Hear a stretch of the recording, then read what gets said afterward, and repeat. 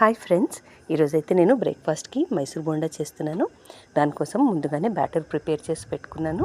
మైదా పిండిలో కొంచెం పెరుగు, కొంచెం ఉప్పు, కొంచెం తినే సోడా, కొంచెం షుగర్ వేసి కలిపి పెట్టుకున్నాను.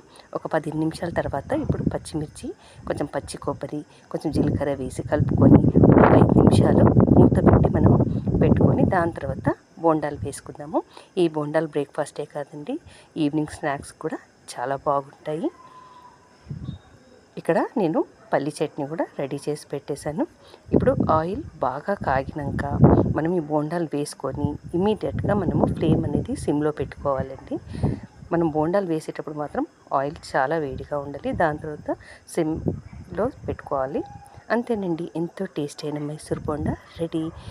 పల్లి చట్నీతో సర్వ్ చేస్తున్నాను.